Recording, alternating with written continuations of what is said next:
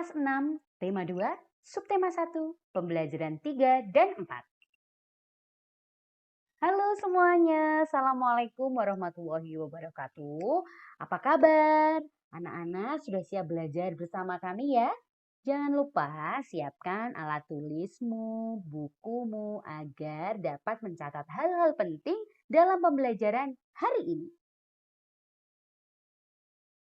Sebelum memulai pembelajaran, mari kita berdoa terlebih dahulu. Berdoa dimulai. Berdoa selesai.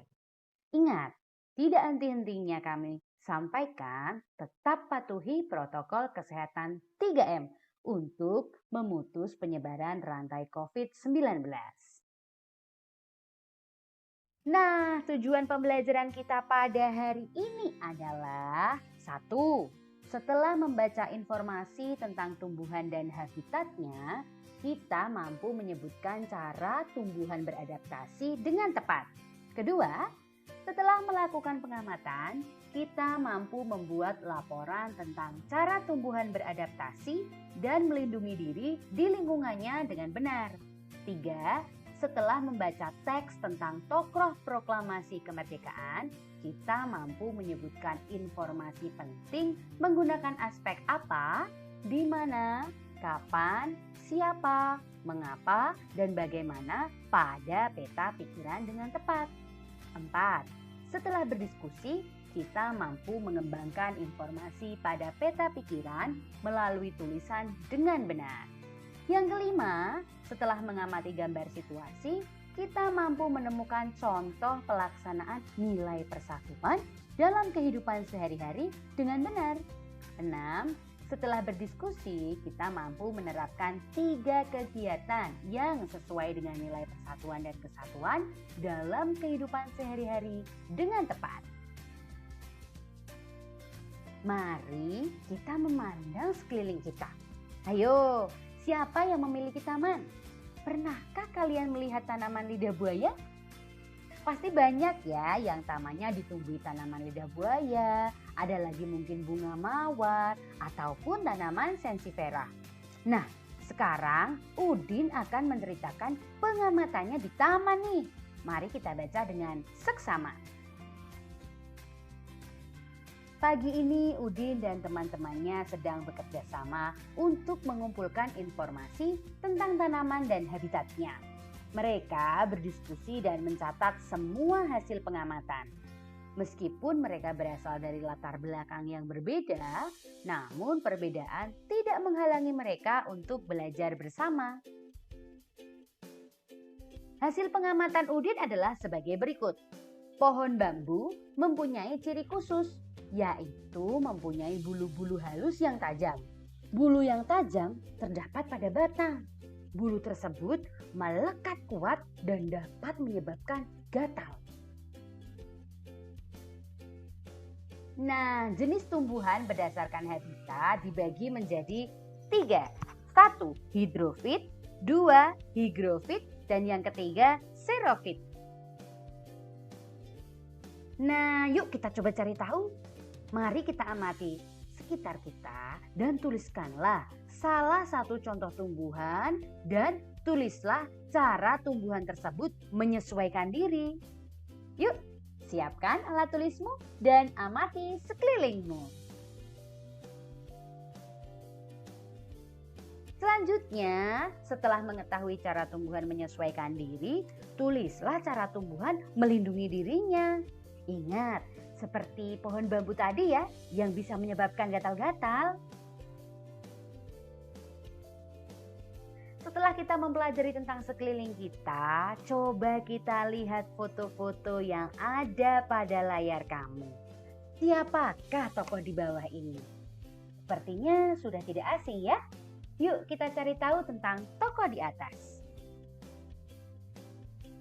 Proklamasi Kemerdekaan Indonesia. Proklamasi Kemerdekaan Indonesia memberi makna yang sangat penting bagi bangsa Indonesia. Sejak teks proklamasi kemerdekaan dibacakan, rakyat Indonesia memiliki negara merdeka, berdaulat, dan bermartabat. Tonggak sejarah tersebut tidak akan terjadi apabila tidak ada anak bangsa yang berani memproklamirkan kemerdekaan. Mereka adalah pejuang bangsa yang tidak boleh dilupakan. Berikut adalah cara pejuang bangsa yang telah berjasa terhadap kemerdekaan negara Indonesia. 1. Insinyur Soekarno. Insinyur Soekarno merupakan salah satu orang yang berjasa dalam mendirikan negara Republik Indonesia sebagai negara berdaulat. Bung Karno lahir di Blitar, Jawa Timur, 6 Juni 1901 dan meninggal di Jakarta 21 Juni 1970. Bung Karno menyusun konsep teks proklamasi di rumah Laksamana Tadasi Maeda bersama Bung Hatta dan Mr. Ahmad Subarjo. Ia kemudian menandatangani teks proklamasi atas nama bangsa Indonesia bersama Bung Hatta. Bung Karno membacakan teks proklamasi kemerdekaan Indonesia di kediamannya di Jalan Pegangsaan Timur nomor 56 Jakarta. Muhammad Hatta. Dr. Andes Haji Muhammad Hatta atau Bung Hatta lahir di Bukit Tinggi, Sumatera Barat 12 Agustus 1902. Beliau wafat di Jakarta 14 Maret 1980 pada usia 77 tahun. Bung Hatta menyusun konsep teks proklamasi bersama Bung Karno dan Mr. Ahmad Subarjo. Ia ikut menandatangani teks proklamasi atas nama bangsa Indonesia bersama Bung Karno. Muhammad Hatta adalah wakil presiden pertama Indonesia. Selain itu, beliau adalah Bapak Koperasi Indonesia. Ahmad Subarjo. Ahmad Subarjo Joyo Adisuryo lahir di Karawang, Jawa Barat 23 Maret 1896 dan wafat 15 Desember 1978 pada umur 82 tahun. Beliau adalah Menteri Luar Negeri Indonesia yang pertama. Ahmad Subarjo merupakan salah seorang tokoh dari golongan tua yang berperan dalam mempersiapkan proklamasi kemerdekaan Indonesia. Ahmad Subarjo ikut menyusun konsep teks proklamasi di rumah Laksamana Tadasi Maeda bersama Bung Karno dan Bung Hatta. Laksamana Tadasi Maeda. Laksamana Tadasi Maeda adalah seorang perwira tinggi Angkatan Laut Kekaisaran Jepang. Beliau membantu persiapan konsep teks proklamasi kemerdekaan dengan mempersilahkan rumahnya digunakan untuk kegiatan yang sangat penting. Di rumahnya berkumpul para tokoh bangsa yang berdesa besar. Walaupun beliau orang Jepang, beliau rela membantu Indonesia karena simpati terhadap rakyat Indonesia. Sukarni. Sukarni lahir di Blitar, Jawa Timur 14 Juli 1916. Beliau wafat di Jakarta 7 Mei 1971 pada usia 54 tahun. Nama lengkapnya adalah Sukarni Kartodiwiryo. Sukarni adalah salah seorang tokoh pemuda dan pejuang yang gigih melawan penjajah. Sukarni mengusulkan agar yang menandatangani teks proklamasi adalah Bung Karno dan Bung Hatta atas nama bangsa Indonesia. Fatmawati.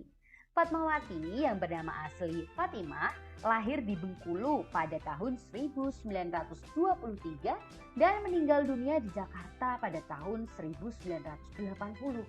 Beliau dimakamkan di Taman Makam Pahlawan di Kalibata, Jakarta. Fatmawati menjahit bendera pusaka Sang Saka Merah Putih yang dikibarkan pada upacara Proklamasi Kemerdekaan Indonesia di Jalan Pegangsaan Timur nomor 56, Jakarta. Sayuti Melik. Teks Proklamasi Kemerdekaan diketik oleh Sayuti Melik. Sayuti Melik adalah tokoh pemuda yang juga sangat berperan dalam proklamasi kemerdekaan Indonesia.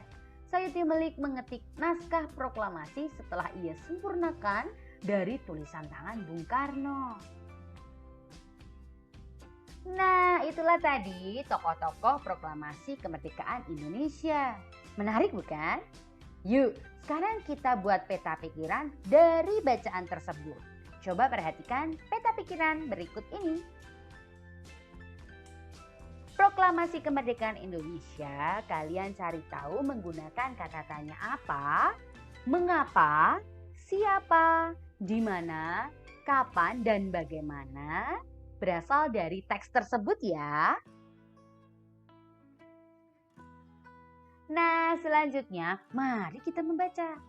Tanggal 9 Agustus 1945, Insinyur Soekarno, Mohatta, dan Dr. Rajiman Widyodiningrat pergi ke Dalat, Saigon untuk bertemu dengan Marsekal Terauchi, Panglima Besar Tentara Jepang di Asia Tenggara.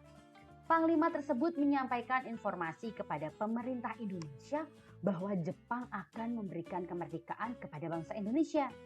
Saat itu, tentara Jepang sedang terdesak oleh tentara sekutu. Beberapa wilayah Jepang dijatuhi bom oleh tentara musuh. Untuk menarik simpati rakyat Indonesia, Jepang memutuskan untuk menghadiahkan kemerdekaan. Pertemuan antara Panglima Jepang dan pemerintah Indonesia memicu pertentangan di dalam negeri. Terjadilah perbedaan pendapat antara tokoh golongan tua dan golongan muda. Golongan muda tidak ingin kemerdekaan Indonesia diatur oleh Jepang. Mereka menginginkan proses kemerdekaan Indonesia disiapkan oleh bangsa Indonesia tanpa ada campur tangan asing. Berdasarkan bacaan tersebut, mari kita menulis informasi penting pada peta pikiran yuk. Nah, kalian bisa mencari informasi penting menggunakan kata tanya apa, mengapa, siapa, di mana, kapan, dan bagaimana berdasarkan bacaan yang telah kita baca tadi.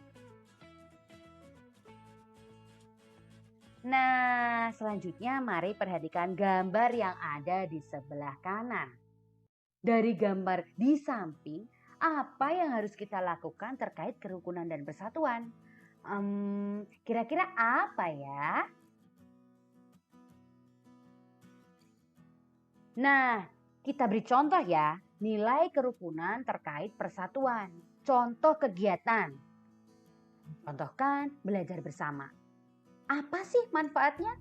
Nah, manfaatnya yaitu dari berbuat rukun terkait persatuan adalah rukun membuat damai dan nyaman. Sehingga saat belajar bersama tidak ada yang saling bertengkar atau berselisih. Menyenangkan bukan? Selanjutnya, mari kita berlatih. Semangat, semangat. Ayo perhatikan. Ada sebuah pertanyaan. Jenis tumbuhan apakah aku? Di bawah ada petunjuknya nih. Daunku tebal, memiliki duri dan tahan untuk tidak minum berhari-hari. Kita ingat-ingat ya, tadi ada 3 jenis tumbuhan. Coba termasuk yang mana? Selanjutnya, bacalah cerita berikut ini. Pada hari Minggu, Dayu, Lani, dan Ido bermain bersama. Mereka mempraktikkan permainan Sunda Manda. Mereka bermain bergantian secara sportif. Tidak ada yang bermain curang, walaupun Dayu dari Banten, Lani dari Samarinda, dan Edo dari Gorontalo, mereka tidak pernah saling ejek. Permainan pun berjalan lancar. Semua senang dan merencanakan untuk bermain bersama lagi. Dari bacaan di atas, coba kalian tuliskan apa sih manfaat rukun terkait persatuan? Silahkan ditulis di buku latihanmu ya.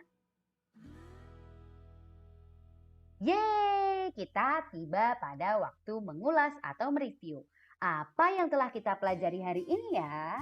Yang pertama, kita telah belajar mengenai cara adaptasi tumbuhan. Yang kedua, laporan cara adaptasi tumbuhan. Yang ketiga, informasi penting pada bacaan. Dan yang keempat, mengembangkan informasi. Yang kelima, pelaksanaan persatuan. Dan yang keenam, kegiatan nilai persatuan. Oke, kami review ya pembelajaran hari ini. 1. Tumbuhan beradaptasi untuk mempertahankan hidupnya. 2. Adaptasi adalah ciri-ciri khusus yang dimiliki tanaman atau tumbuhan untuk hidup pada tempat atau daerah tertentu. 3. Berdasarkan habitatnya, tumbuhan dibagi menjadi 3 jenis, hidrofit, higrofit, dan xerofit. 4. Salah satu cara menemukan informasi penting dalam bacaan adalah dengan mengidentifikasi dengan pertanyaan apa, di mana, siapa, kapan, mengapa, dan bagaimana. 5. Persatuan sangat dibutuhkan untuk mencapai tujuan. Segala perbedaan yang ada dikesampingkan untuk kepentingan bersama. Terkadang perbedaan yang dimiliki oleh suatu kelompok dapat memperkaya keputusan yang diambil. 6. Kerukunan sangat penting untuk menjaga persatuan dan kesatuan dan perlu kita terapkan dalam kegiatan sehari-hari bersama teman, keluarga, atau saudara. Nah, sudah paham ya semuanya? Selamat belajar di rumah. Terima kasih telah menyimak. Tetap semangat belajar dari rumah ya. Semoga harimu menyenangkan. Assalamualaikum warahmatullahi wabarakatuh.